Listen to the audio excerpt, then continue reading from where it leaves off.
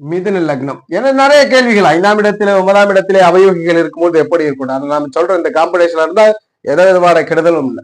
மிதுனத்தில் ஜனனித்த ஒரு ஜாதகம். மிதுனம் என்பது புதன். மறுபடியும் அதே கான்ட்ரவர்சியான விஷயம் தான். புத்தி சாதுரியத்தையும் செயல்திறனையும் பிரசன்ஸ் ஆஃப் மைண்டையும் விரும்பக்கூடியது இந்த மிதுனம். மிதுன லக்னம் அந்த மிதுனத்தின் அதிபதியினுடைய காரணம். அதற்கு எகென்ஸ்டா இருக்கிறது செவ்வாய் தான்.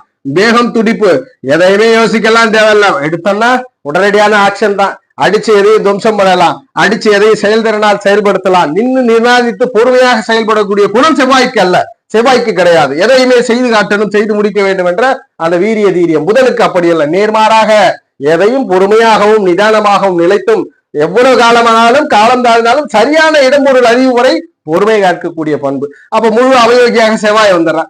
ஆதிபத்திய ரீதியில 6ஆம் இடம் ருணரோகத்தை ஆளுமை செய்கிறார்.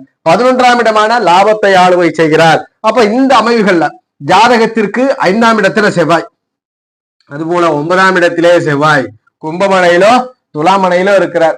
இந்த அவயோகி 5ல் இருந்துட்டாருன்னா என்ன பண்றார்? தனித்து இருந்தாருன்னா பிரச்சனை தான். தனித்து இருந்தாருன்னா அதிர்ஷ்டத்தை குறைக்கிறாரு. வாழ்க்கையில எல்லாம் போராடி பண்றோம், எதுவுமே சரியான வயதுல கிடைக்கிறது இல்லை. இது ஒரு புறம்.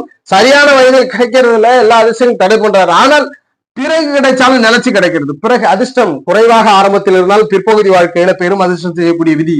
இங்க அவயோகி 5, 9ல இருந்து சுக்கிர சனி தொடர்பை பெற்றுட்டாருன்னா ஜாதகருக்கு எல்லாம் உண்டு. ஜாதகர் பிற்பகுதியை யோகம் பண்ணுவார். 5, 9ல் அமர்ந்த அவயோகி செவ்வாய் தனித்து இருந்தா பிரச்சனை. தனிக்காமல் இந்த ஆதிபத்திய ரீதியிலே சுக்கிர சனியோடு தன் ஆதிபத்திய காரகங்களை பகிர்ந்து கொண்டால் யோகம். ஜாதகருக்கு பூர்வீகம் இல்லாத வெளியிடங்கள், பூர்வீகம் இல்லாத தூர தேசங்கள், வெளியிடத்துல குடியுரிமை, வேறு இடங்கள்ல கௌரவ பெயர் புகழ், அங்கீகாரம் இவளை கொடுத்து வருகிறது. இது மிதுன லக்னத்துல ஜனனித்தவருக்கு.